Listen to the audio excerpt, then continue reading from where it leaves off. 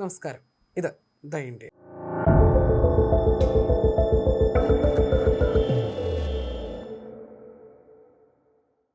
ഇന്ത്യയെ സംബന്ധിച്ചിടത്തോളം ഒരു കാലം വരെ തുർക്കി ശത്രുപക്ഷത്തായിരുന്നില്ല. എന്നാൽ പിന്നീട് കഥ അങ്ങനെ ആയിരുന്നില്ല. മുമ്പ് പാകിസ്ഥാനുമായി ഒളിഞ്ഞും തെളിഞ്ഞും നടന്നിരുന്ന കൂട്ടുകെട്ട് ഇന്ത്യയുടെ അതൃപ്തിക്ക് ഇടയാക്കിയിരുന്നു. ഇന്ത്യയുടെ എതിർചേരിയിൽ നിൽക്കാൻ തുർക്കി തയ്യാറായതോടെ അവരെ വെല്ലുവിളിക്കുകയാണ് ഇന്ത്യ. ആഗോളതലത്തിൽ പാകിസ്ഥാന് തുർക്കി നൽകി വരുന്ന നിരന്തരമായ സൈനിക നയതന്ത്ര പിന്തുണയ്ക്ക് അതേ നാണയത്തിൽ തിരിച്ചടി നൽകുകയാണ് ഇന്ത്യ. തുർക്കിയുടെ എതിരാളികൾക്ക് അത്യാധുനിക പ്രതിരോധ സാമഗ്രികൾ കയറ്റുമതി ചെയ്തുകൊണ്ടാണ് ഈ നീക്കം. റിപ്പോർട്ടുകൾ അനുസരിച്ച് പാകിസ്ഥാന് തുർക്കി നിരന്തരം സൈനികവും നയതന്ത്രപരവുമായ പിന്തുണ നൽകുന്നതിനാൽ ഗ്രീസിന് അത്യാധുനിക ആയുധങ്ങൾ വിൽക്കാൻ ഇന്ത്യ തയ്യാറെടുക്കുകയാണ്. ഗ്രീസ് ഇന്ത്യയുടെ അതിവേഗ ബ്രഹ്മോസ് മിസൈലുകൾ വാങ്ങുകയാണെങ്കിൽ അത് കിഴക്കൻ മെഡിറ്ററേനിയൻ മേഖലയിലെ സൈനിക ശക്തിയുടെ സന്തുലിതാവസ്ഥയെ സാരമായി മാറ്റുമെന്ന് തുർക്കി പ്രതിരോധ വിദഗ്ധൻ അർദാൻ സെൻഡുർക്ക് പറഞ്ഞതായി ഗ്രീക്ക് സിറ്റി ടൈംസ് റിപ്പോർട്ട് ചെയ്തു. ഇന്ത്യ, ഗ്രീസ്, സൈപ്രസ് എന്നീ രാജ്യങ്ങൾക്കിടയിൽ വളർന്നു വരുന്ന കോടിക്കണക്കിന് ഡോളറിന്റെ സൈനിക പങ്കാളിത്തത്തെക്കുറിച്ച് തുർക്കി മാധ്യമങ്ങളും പ്രതിരോധ വിദഗ്ധരും ആശങ്കാകുലരാണെന്നും റിപ്പോർട്ടിൽ വ്യക്തമാക്കുന്നു. മാക് 2.8-നും 3-നും ഇടയിൽ വേഗതയുള്ള ബ്രഹ്മോസ് മിസൈലിന് സമുദ്രനിരപ്പിൽ നിന്നും വെറും 10 മീറ്റർ വരെ താഴ്ന്ന് വളരെ കുറഞ്ഞ ഉയരത്തിലൂടെ സഞ്ചരിക്കാൻ കഴിയും. ഈ സവിശേഷത തുർക്കിയുടെ റഷ്യൻ നിർമ്മിത S-400 ട്രയംഫ് വ്യോമ പ്രതിരോധ സംവിധാനങ്ങളെ നിഷ്പ്രഭമാക്കാനോ തകിടം മറിക്കാനോ പര്യാപ്തമാണെന്ന് സെൻഡൂർക്കിനെ പോലുള്ള വിദഗ്ധർ വാദിക്കുന്നതായും ഈ റിപ്പോർട്ടിൽ വിശദീകരിക്കുന്നു. ഗ്രീസിനും സൈപ്രസിനും തീരപ്രദേശങ്ങളിൽ ബ്രഹ്മോസ് മിസൈലുകൾ വിന്യസിക്കുന്നത് വലിയൊരു യുദ്ധക്കപ്പൽ വ്യൂഹം നിർമ്മിക്കുന്നതിനേക്കാൾ വളരെ ചെലവ് കുറഞ്ഞ മാർഗമാണ്.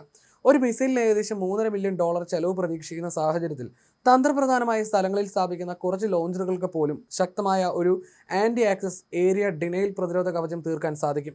ഈ കവചം തുർക്കി കപ്പലുകൾക്ക് ഈ മേഖലയിലേക്ക് പ്രവേശിക്കുന്നത് തടയുകയും തുർക്കിയുടെ വലിയ നാവികസേനയെ കടുത്ത പ്രതിസന്ധിയിലാക്കുകയും ചെയ്യും.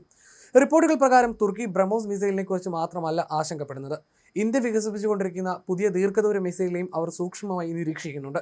ഈ മിസൈലുകൾക്ക് ഈജിയൻ ദ്വീപുകളിൽ നിന്ന് തുർക്കിയിലെ പ്രധാന കെട്ടിടങ്ങളെയും അടിസ്ഥാന സൗകര്യങ്ങളെയും എളുപ്പത്തിൽ ലക്ഷ്യം വെക്കാനും തകർക്കാനും കഴിയും. ഗ്രീസിലേക്കുള്ള നേരിട്ടുള്ള ആയുധ കൈമാറ്റം നാറ്റോയ്ക്കുള്ളിൽ നയതന്ത്രപരവും നിയമപരമായ സങ്കീർണതകൾക്ക് കാരണമായേക്കാമെന്നതിനാൽ ഇതിനായി സൈപ്രസിനെ ഒരു പരോക്ഷ മാർഗമായി ഉപയോഗിച്ചേക്കാമെന്ന് തുർക്കി രഹസ്യാന്വേഷണ വിഭാഗം വിശ്വസിക്കുന്നു. ഇന്ത്യ ആദ്യം സൈപ്രസിലേക്ക് ആയുധങ്ങൾ അയക്കുമെന്നും അവിടെ നിന്ന് അവ ഗ്രീസിലേക്ക് കൈമാറുമെന്നുമാണ് തുർക്കി രഹസ്യാന്വേഷണ വിഭാഗം കരുതുന്നത്. അടുത്തിടെ ഇന്ത്യയും സൈപ്രസും തമ്മിലുള്ള ബന്ധം ശക്തിപ്പെടുത്തുകയും 5 വർഷത്തെ സൈനിക സഹകരണ കരാറിൽ ഒപ്പുവെക്കുകയും ചെയ്തിരുന്നു. കൂടാതെ യൂറോപ്യൻ യൂണിയൻ പദ്ധതിയിലൂടെ ആയുധങ്ങൾക്കായി €1.2 ബില്യൺ ചെലവഴിക്കാൻ സൈപ്രസ് ലക്ഷ്യമിടുന്നുണ്ട്. ഇന്ത്യൻ ക്രൂയിസ് മിസൈലുകളും കാമിക്കാസെ ഡ്രോണുകളും വാങ്ങാൻ അവർക്ക് താല്പര്യമുള്ളതായും റിപ്പോർട്ടിൽ പരാമർശിക്കുന്നുണ്ട്. അതേസമയം ഇന്ത്യയും ഗ്രീസും ഔദ്യോഗികമായി കരാറുകളൊന്നും ഇതുവരെ പ്രഖ്യാപിച്ചിട്ടില്ലെങ്കിലും ഗ്രീസിന് ബ്രഹ്മോസ് മിസൈൽ ലഭിക്കുമെന്ന ചിന്ത തന്നെ തങ്ങളുടെ സുരക്ഷാ പദ്ധതികളെക്കുറിച്ച് വീണ്ടും ചിന്തിക്കാൻ തുർക്കിയെ പ്രേരിപ്പിക്കുന്നതായിട്ടാണ് റിപ്പോർട്ട്. ഇന്ത്യ ഒരു പ്രധാന ആയുധ കയറ്റുമതി രാജ്യമായി മാറിക്കൊണ്ടിരിക്കുമ്പോൾ അതിന്റെ വളരുന്ന പ്രതിരോധ കരുത്തിന്റെ പ്രതീകമായി ബ്രഹ്മോസ് മിസൈൽ മാറുകയാണ്.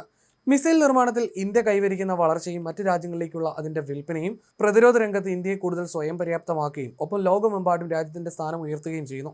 ആയുധ വിൽപ്പന ഇന്ത്യയുടെ വിദേശ നയത്തിന്റെ ഒരു പ്രധാന ഉപകരണമായി മാറിയിട്ടുണ്ടെന്നും അത് രാജ്യത്തെ ഒരു പ്രധാന ആഗോള ശക്തിയാക്കാനും മറ്റു രാജ്യങ്ങളുമായിട്ടുള്ള സൗഹൃദം ശക്തമാക്കാനും സഹായിക്കുകയും ചെയ്യുന്നതായിട്ടാണ് വിലയിരുത്തപ്പെടുന്നത്.